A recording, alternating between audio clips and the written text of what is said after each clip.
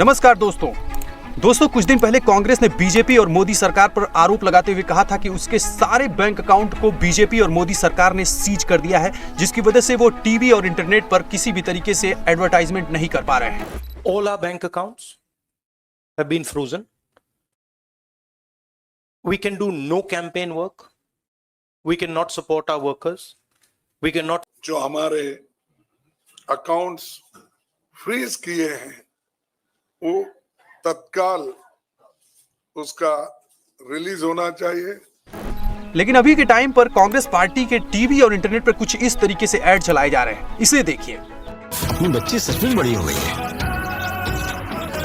Congress party ने बकायदा इसके लिए प्रेस कॉन्फ्रेंस किया था और कहा था कि बीजेपी और मोदी सरकार कांग्रेस पार्टी को एडवर्टाइजमेंट नहीं चलाने दे रही है। इसके अलावा देश के सबसे बड़े यूट्यूबर्स में से एक ध्रुव राठी, जिनके वीडियोस मिलियंस व्यूज गैदर करते हैं, उन्होंने प्रधानमंत्री मोदी पर सीधा हमला करते हुए एक वीडियो बना डाला था और उन्हें डिक्टेटर कह डाला था। ध्रुव राठी ने इसका उदाहरण कुछ ऐसे दिया था कि बीजेपी और मोदी सरकार देश को एक ऐसी गाड़ी बना चुके हैं जो चल तो रही है लेकिन देखने में कबाड़ जैसी लगती है। स्क्रीन पर इस वीडियो को देखो और मुझे बताओ कि ये गाड़ी टूटी हुई है या सही सलामत है।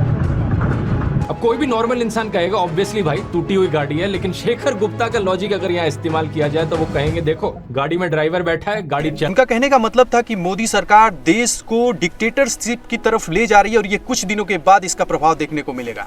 जरा सोचिए, अगर बीजेपी देश को डिक्टेटरशिप की तरफ ले जा रही होती तो क्या सच में कांग्रेस पार्टी इस तरीके से एडवर्टाइजमेंट चला पाती? कांग्रेस पार्टी चुनाव मैदान में उतरती? ध्रुव राठी जो अपने वीडियो से मिलियंस व्यूअर्स को इन्फ्लुएंस करते हैं, उनकी वीडियो को बीजेपी या मोदी सरकार चलने देती? क्या उनकी इस वीडियो को बीजेपी सेंसर नहीं कर देती?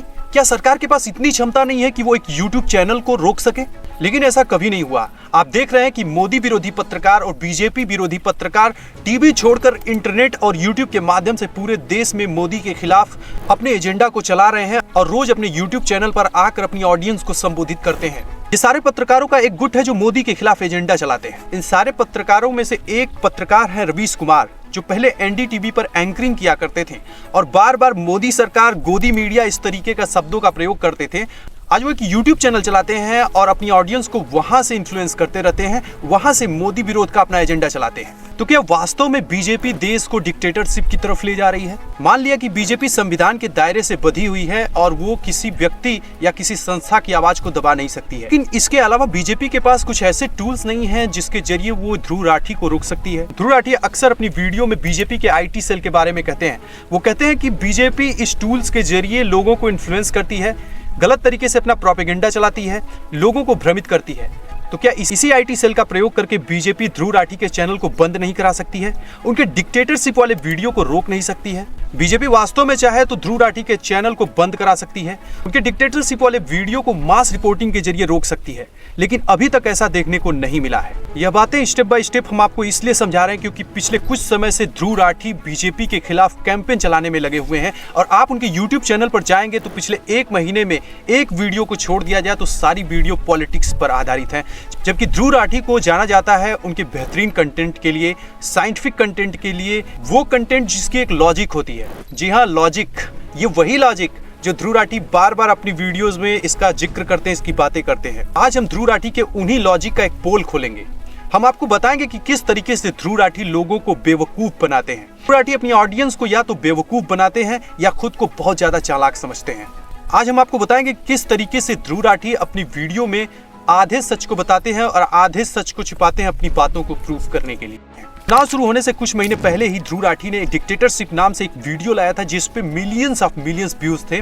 उस वीडियो में किस तरीके से ध्रुव राठी ने झूठ बोला है उसे समझते हैं। एक बार की इस वीडियो को देखिए और इसे देखने के बाद आपको लगेगा कि ध्रुव राठी 16 आने सच बोल रहे हैं। सोचिए, ये एक इलेक्शन कमिश्नर के बारे में बात हो रही है। ये एक डेमोक्रेसी है या डिक्टेटरशिप? डेमोक्रेसी के अंदर separation of powers, independence of institutions एक ऐसी चीज है जिसके बारे में आपने स्कूल में पढ़ा होगा। हमारे सुप्रीम कोर्ट ने एक आदेश दिया था इलेक्शन कमीशन का इंडिपेंडेंस बनाए रखने के लिए कि जो चीफ इलेक्शन कमिश्नर है और बाकी इलेक्शन कमिश्नर्स हैं उनकी अपॉइंटमेंट 3 मेंबर कमेटी के द्वारा करी जाएगी, जिसमें एक प्राइम मिनिस्टर होंगे, दूसरे ऑपोजिशन के लीडर होंगे और तीसरे चीफ जस्टिस ऑफ इंडिया खुद होंगे। ऐसा करने से ये इंश्योर किया जा सके जो इलेक्शन कमिश्नर अपॉइंट किया जा रहा है वो वो सही मायनों में इंडिपेंडेंट होगा, एक तरफ बायस नहीं होगा। लेकिन कुछ ही महीने पहले सरकार एक नया लॉ लेकर आई जिसमें सरकार ने कहा कि इस कमिटी से चीफ जस्टिस ऑफ इंडिया को हटाओ, हम अपना ही एक मिनिस्टर और रखेंगे इस कमिटी में। तो 3 मेंबर की कमिटी में अब 2 लोग सरकार के खुद ही हो गए जो इलेक्शन कमिश्नर को अपॉइंट करेंगे। अगर बीजेपी की नीयत साफ है तो फिर ऐसा कानून क्यों बनाया गया? क्यों सरकार यहाँ पर इलेक्शन कमिश्नर के अपॉइंटमेंट को भी कंट्रोल करना चाहती है?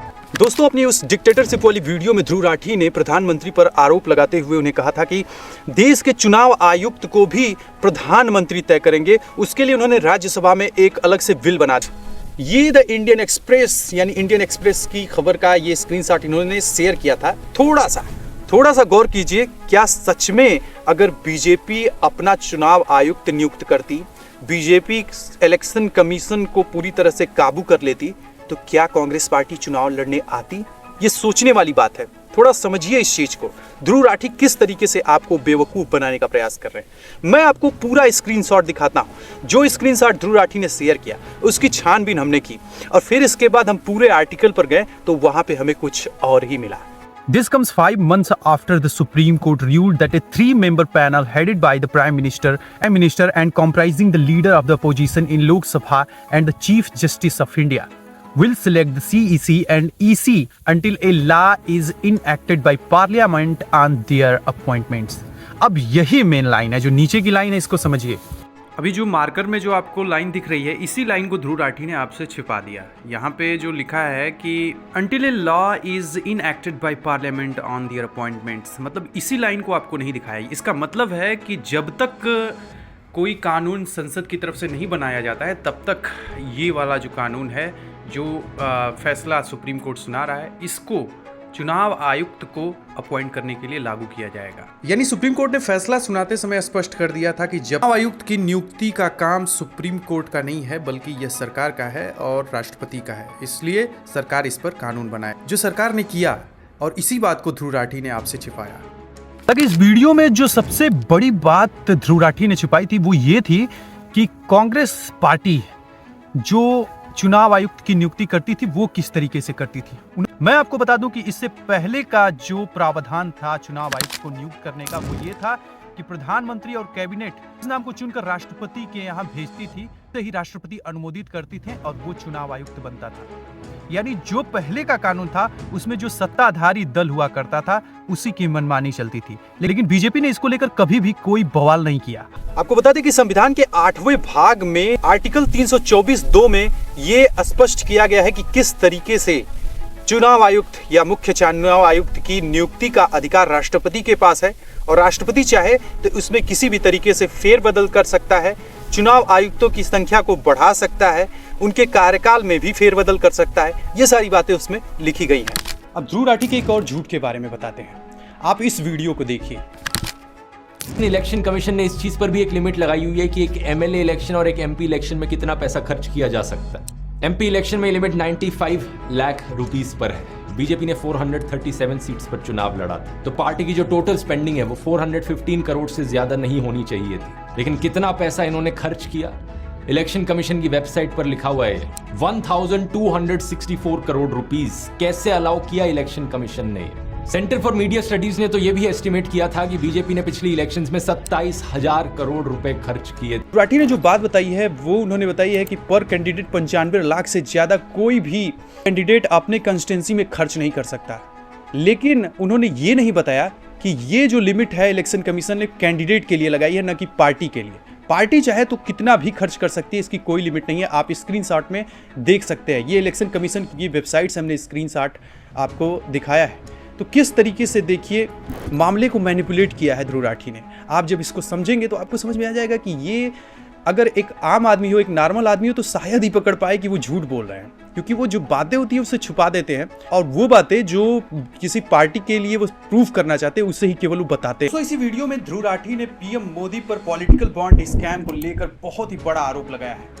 दोस्तों, आपको याद है 2019 का चुनाव, राहुल गांधी राफेल को लेकर प्रधानमंत्री मोदी पर भ्रष्टाचार का आरोप लगाते थे। वो हर जगह, हर सभाओं में, हर मीटिंग्स में यही बात कहते थे कि मोदी ने बहुत बड़ा घोटाला किया है, फिर लड़ाकू रक्षा विमान की खरीदारी। राफेल मामले में चौकीदार ने 30,000 करोड़ रुपए चोरी किया है।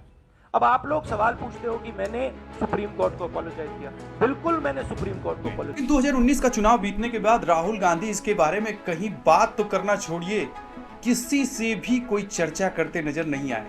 आप सोच सकते हैं कि ये पार्टीज मोदी सरकार पर जब किसी भी तरीके का भ्रष्टाचार का आरोप नहीं पा रही हैं, तो ये कोई भी मुद्दे को झूठ बोलकर लोगों के बीच में वहम फैलाने का भरपूर प्रयास करती है। इस तरीके की साजिशें करके ये लोग मोदी सरकार को बदनाम करना चाहते हैं। प्रधानमंत्री मोदी का अभी तक का चेहरा यही रहा है कि जब से वो सीएम रहे हैं, एक भी भ्रष्टाचार का आरोप उन पे किसी भी पार्टी या किसी भी नेता द्वारा लगाया नहीं जा सका है, और इसकी वजह से ही प्रधानमंत्री मोदी अभी तक के सबसे बेदाग नेताओं में से एक है। प्रधानमंत्री मोदी की इसी छवि से बीजेपी हर चुनाव को जीतती है। प्रधानमंत्री पर लोगों का भरोसा रहता है, और यही कांग्रेस पार्टी और अन्य विपक्षी दल बर्दाश्त नहीं कर पा रहे।